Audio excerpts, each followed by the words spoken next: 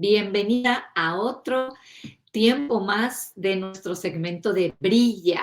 Me da muchísimo gusto saludarte por este medio y bueno, en esta ocasión vamos a hablar de un tema que lo vamos a tener que practicar toda una vida hasta el momento que nos vayamos a la presencia de Dios. Así que le hemos titulado Ofendida yo.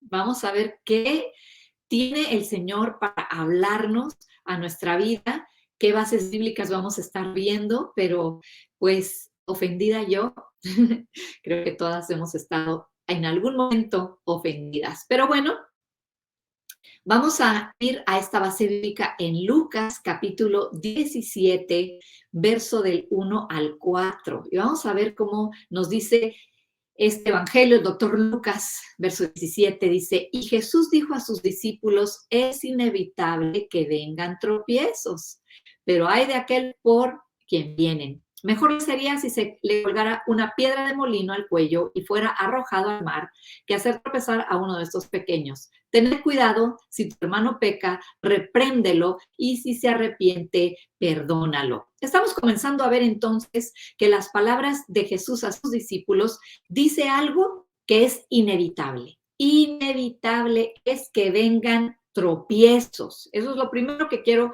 mencionar. También dentro de este versículo nos habla, si tu hermano peca, repréndelo y si se arrepiente, perdónalo. Como que pareciera que Jesús nos diera el permiso de no perdonar si la persona que nos ofende no viene y nos pide perdón, es decir, que está arrepentido. Pero en realidad no. Esto no quiere decir de ninguna manera, está enfatizando que pues tenemos que perdonar, sí o sí tenemos que perdonar continuamente. Esto es un estilo de vida. Todos aquellos que hemos entregado nuestra vida a Jesús, sabemos que no es algo sencillo, sabemos que no se da en nuestra naturaleza, pero necesitamos regalar el perdón. Y de eso vamos a estar hablando en un momento más. Y darnos cuenta de este principio, pero quiero ir en este orden. Así que qué importante poder obedecer la palabra de Dios. Obedecer la palabra de Dios. De hecho, Juan 14:15 nos dice, si me amas, obedece mis mandamientos. Pero bueno, vamos a otra base bíblica. Estamos, repito, Lucas capítulo 17. Vamos a entrar en el tema, vamos a desmenuzar todo esto. Pero vamos a ver también dentro de este contexto que ya mencionamos, esto del perdón. Pedro se le acercó al Señor, esto es en Mateo capítulo 18, verso 21, y le dijo, Señor, ¿cuántas veces pecará mi hermano contra mí que yo haya de perdonarlo? ¿Hasta 7 veces? Jesús le dijo, no te digo hasta 7 veces, sino hasta 70 veces 7. Leí por ahí en algún comentario bíblico que en el Antiguo Testamento por ley se tenía que perdonar 3 veces. Eso lo leí, repito, en un comentario de estudio bíblico. Sin embargo, es probable que Pedro haya querido pues apantallar a Jesús, como diciéndole, mira nada más, yo estoy diciendo 7 veces, 7, el número perfecto del que nos habla también las escrituras como un número perfecto de Dios. Y no sé si fue realmente porque quiso citar el número perfecto de Dios o porque efectivamente en la cultura hebrea tenían...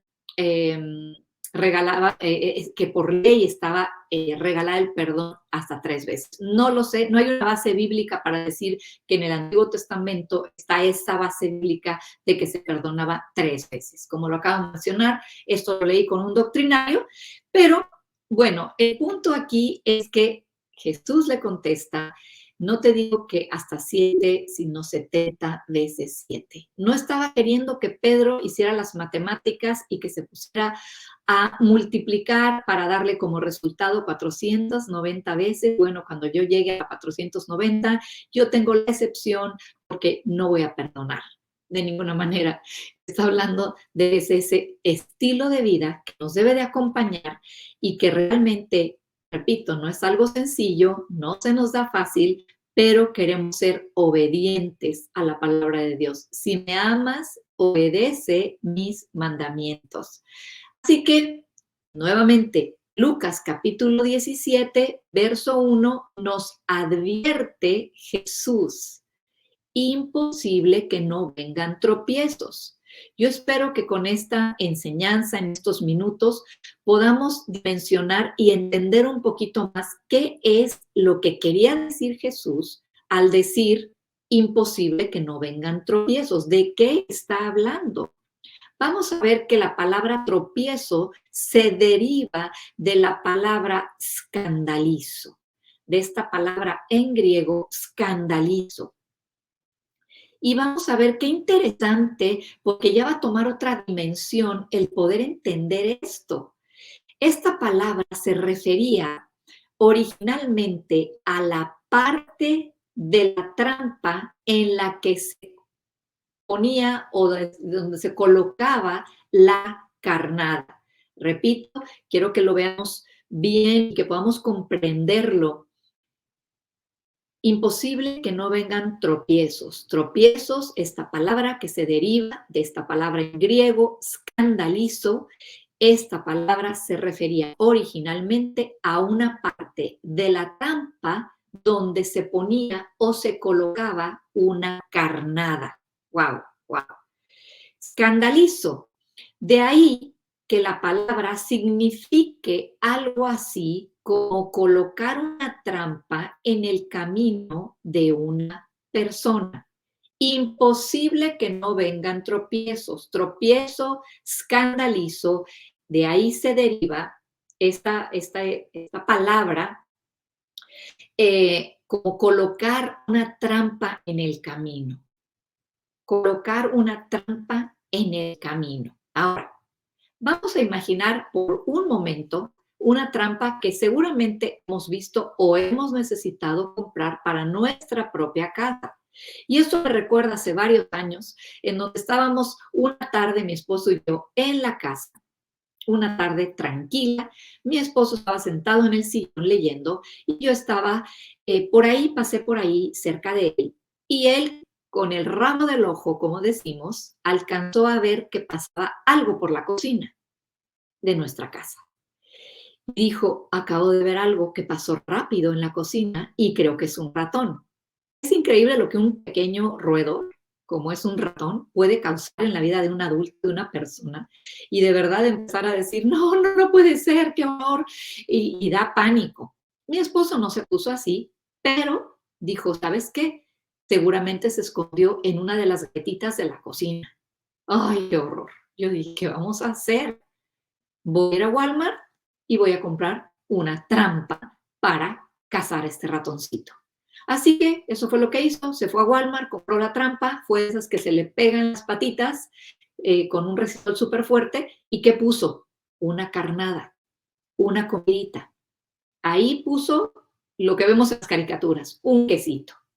Y asombrosamente el día siguiente abrimos esa puertita que era abajo del lavabo. ¿Y qué fue lo que encontramos? Al ratoncito miniatura atrapado, pegada a sus patitas ahí. ¿Por qué?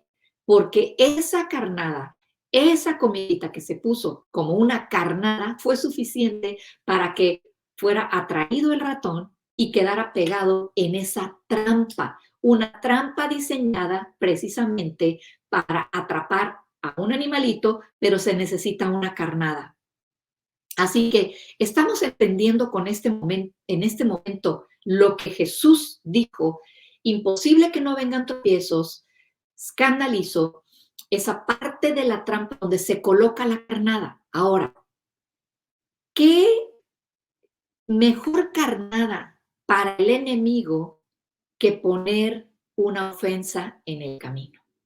Yo, ofendida, todas nosotras hemos caído y hemos mordido, hemos sido atraídas a esa carnada insidiosa que el enemigo ha preparado, llamada ofensa.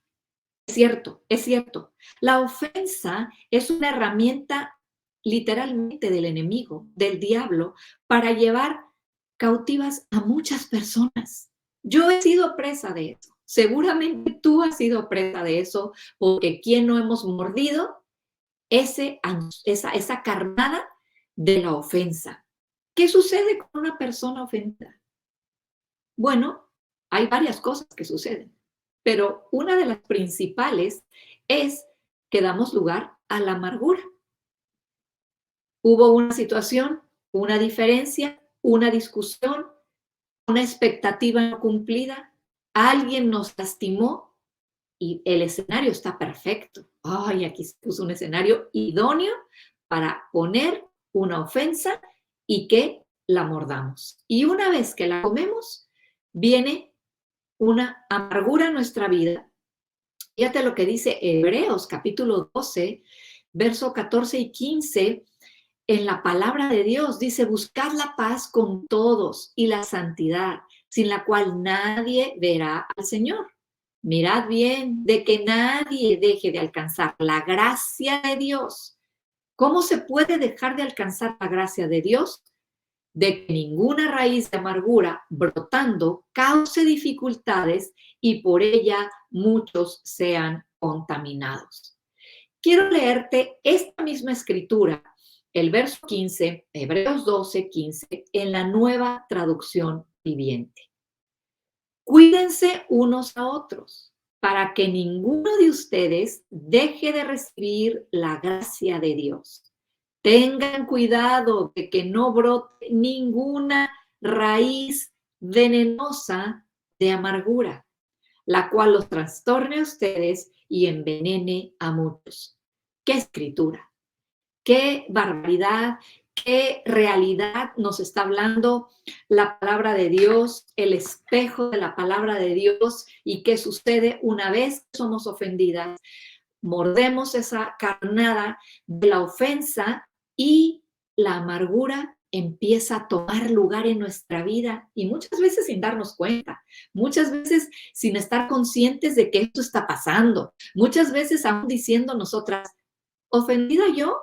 No, no, no, realmente eso no me ofendió, pero internamente sí causó una ofensa que no reconocimos, el que sí estuvimos ofendidas, que sí nos molestó, porque de ahí partimos para ser realistas.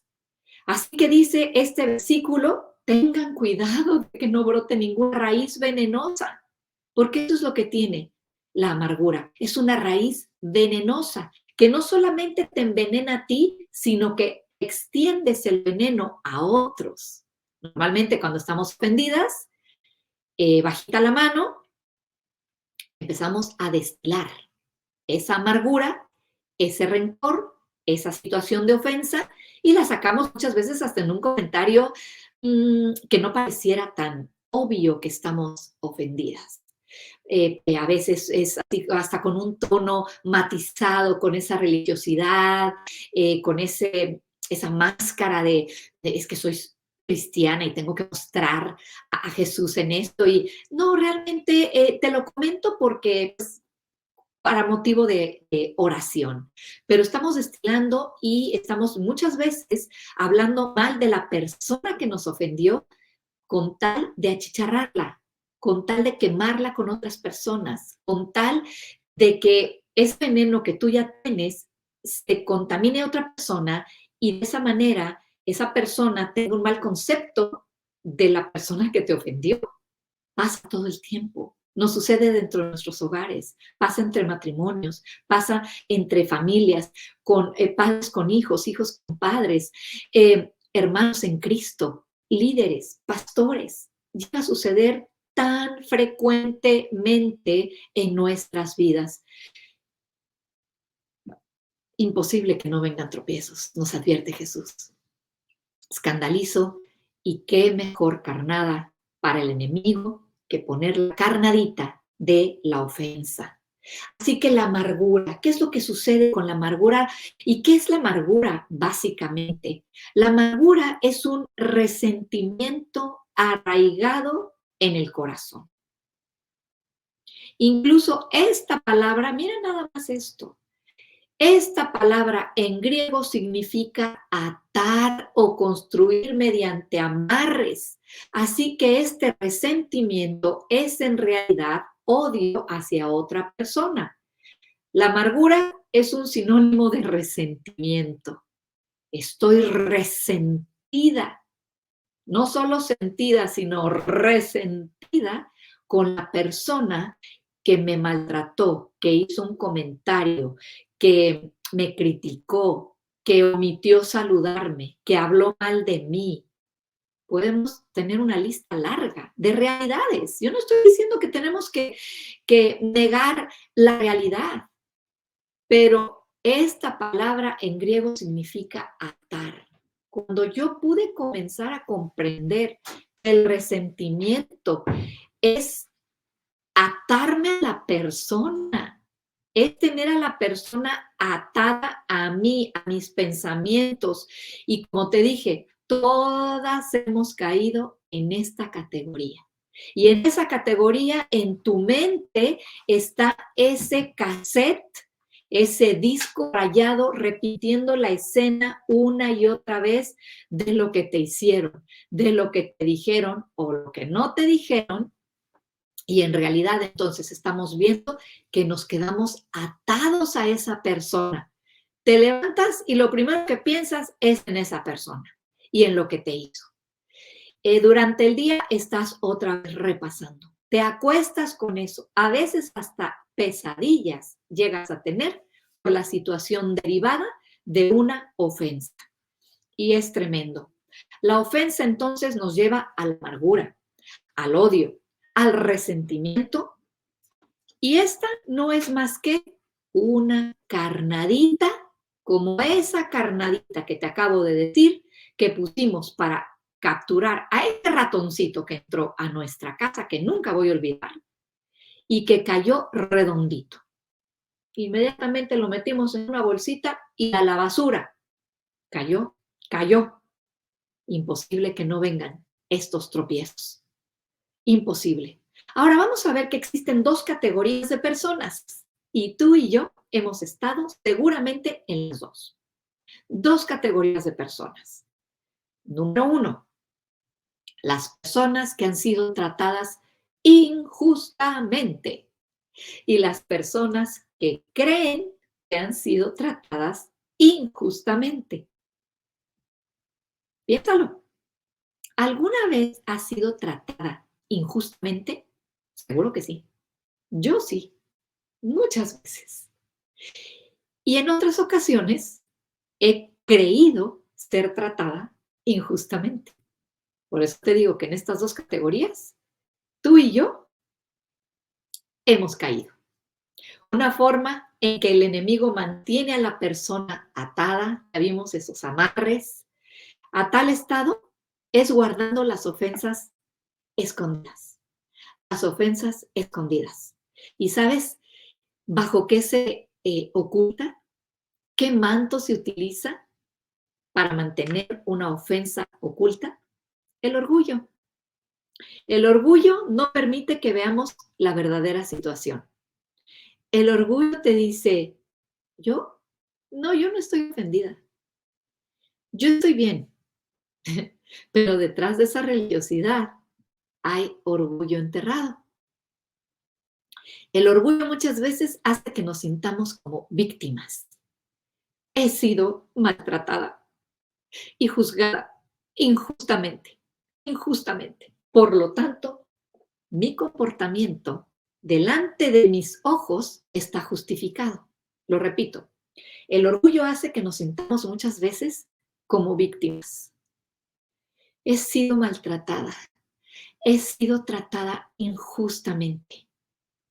Por lo tanto, mi comportamiento está justificado.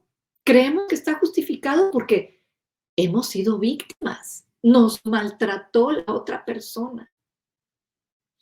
Pedimos justicia muchas veces. Ahora, ¿Dios ama la justicia? ¿Dios es justo? Claro que sí. Dios es justo y ama la justicia. Y vemos que hay dos planos invisibles, o planos espirituales más bien. y son invisibles, es en el campo de lo espiritual, de lo sobrenatural. El plano de la justicia y la misericordia, perdón, el plano de la justicia, perdóname, el plano de la justicia y segundo plano, el plano de la misericordia. Son dos planos. ¿Dios es justo? Sí. ¿Dios es misericordioso? Sí, ambos. Pero yo voy a tener que escoger cuál plano es donde yo quiero estar. Te lo pongo brevemente. Hace muchos años, cuando Hugo y yo nos convertimos al Señor, estuvimos involucrados en la iglesia donde nacimos, donde estuvimos sirviendo fielmente por 10 años. Sin embargo, se suscitaron muchas situaciones en el liderazgo, muchas situaciones a nivel pastoral, de control, de manipulación, de hablar mal de la gente. Y cuando mi esposo decidió, esto no es sano, no quiero participar más en esta congregación, habló con el pastor para salir de ahí, según en buenos términos. Y normalmente, en muchas ocasiones, el pastor te dice, está bien, tienes mi bendición, gracias por venir a decirme y todo está bien, ¿no? Pero resulta que, bueno, eso fueron las palabras del pastor, salimos y nunca imaginamos que inmediatamente saliendo de ahí, no fue lo que se ha hablado en esa reunión, sino que se habló muy mal de nosotros, es decir, salimos en rebeldía, salimos con un espíritu de asalón, por ahí se comunicó con algunas personas dentro de México para hacer saber el espíritu que cargábamos incorrecto de desobediencia, de absalón y de falta de sumisión. Así que fue terriblemente para nosotros un tiempo muy difícil porque de un día para otro, por los años que servimos y nos involucramos en la iglesia, nos quedamos sin una sola amistad. Ya nadie nos hablaba, nadie nos buscaba absolutamente porque salimos en rebeldía, entre comillas, ¿verdad? Entonces, la historia que quiero resumir de esto fueron tiempos muy duros, meses y algunos años muy duros, por lo que se empezó a formar en nuestro corazón ese resentimiento, ese enojo, esa situación, esa ofensa que no fue tratada desde el primer momento, sino que no supimos cómo lidiarla.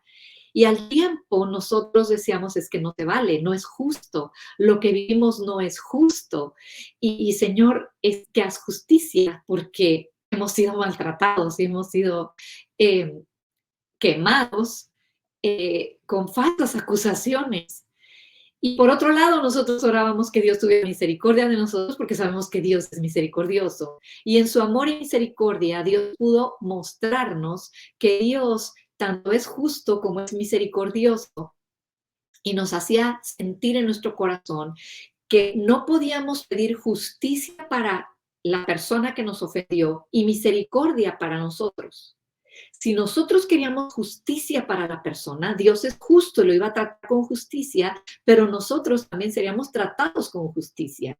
Y si nosotros regalábamos ese perdón que no se merecía y que le pedíamos, Señor, mejor prefiero misericordia para nosotros y regalamos esa misericordia para Él y pudimos entender cómo la misericordia triunfa sobre el juicio.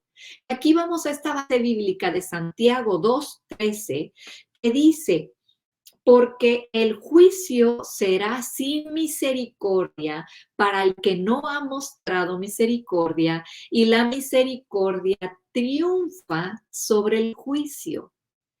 Qué liberador fue para nosotros saber eso. No digo que fue fácil nuestro proceso, no digo que fue sencillo, sino que entender bíblicamente, Dios, tú eres un Dios de misericordia y la misericordia va a triunfar sobre el juicio. Y Señor, aunque no se merece, se lo regalo. Como tú y yo no nos merecíamos el perdón, la misericordia de Dios intervino para salvarnos. Así que realmente pasamos por ese proceso, mi esposo y yo, de poco a poco ir abrazando estas verdades en la palabra de Dios, abrazando esto y pidiéndole a Dios que nos sanara en el dolor, en, en lo que se había formado ya por tanto tiempo, en la manera de haber procesado todo esto. Y en realidad podemos voltear, esto estoy hablando hace 28 años atrás, y ver cómo en su pura misericordia Dios nos mostró todo esto. Y te vuelvo a decir, esta es una carnada que el enemigo va a tratar de utilizar en todas las escalas y a todos los niveles. Ahorita yo te hablé de una escala pastoral, iglesia, liderazgo, que nosotros estábamos en el liderazgo, pero se da esposos con esposas, hijos con padres, padres con hijos, amas de casa.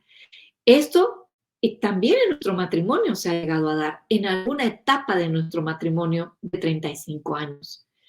El haber sentido que yo estaba incomprendida, una ofensa de parte de un trato áspero o, sí, de una manera áspera de parte de mi esposo para conmigo y viceversa también de mí para con mi esposo. ¿Y qué es lo que ha sucedido? El enemigo, si pudiera decirlo de esta manera, lo pudiera ver como que él se está frotando las manos en cada discusión que haya, en cada malentendido, en cada situación de ofensa. Él escondido así como, que bueno, aquí está pasando esto. Espero que la carnada que voy a poner de la ofensa la lleguen a morder, porque está pasando, aquí hay un desacuerdo. Aquí está habiendo una situación que está habiendo voz elevada, que hay llanto, que se ve que no se están comprendiendo, que hay frustración, que hay enojo, que hay esa, sabes que ya no vamos a hablar, no vale la pena, no sirve y cada uno se va para su recámara. Si pudiéramos ver espiritualmente que el enemigo está tratando solo de aprovechar que vayamos y mordamos esa carnada, gana mucho, ganó mucho. En nosotros pasaron muchos años para poder ser restaurados en nuestro corazón en el tema que te acabo de hablar de liderazgo, iglesia. En ciertas ocasiones que yo he mordido esa carnadita con mi esposo porque me trató de una manera injusta, me habló de una manera áspera, etcétera, etcétera. Oh, otra vez empezar desde el inicio. A ver, Tati. Entonces, se aplica para tantos rubros, trabajadores con los jefes. Creemos que somos inocentes y hemos sido acusados falsamente y por consiguiente no perdonamos. No perdonamos, al contrario, decimos, quiero justicia, quiero justicia. ¿Cómo se atrevió después de todo lo que he hecho por esa persona? Así que quiero dividir esta enseñanza en dos partes. La siguiente parte vamos a volver a retomar y vamos a continuar con ofendida yo. ¿Qué más tiene que decirnos la palabra de Dios? ¿Cómo puedo estar más equipada para afrontar una ofensa, un maltrato, una herida? Así que espero verte para un siguiente episodio, esperando que esta palabra bendiga tu vida, la apropies, la trabajes, la vivas y que puedas comprender que espiritualmente hablando, esa carnadita, no le vamos a ceder más al enemigo aprovechándose de una ofensa. Así que bueno, nos vemos en la próxima.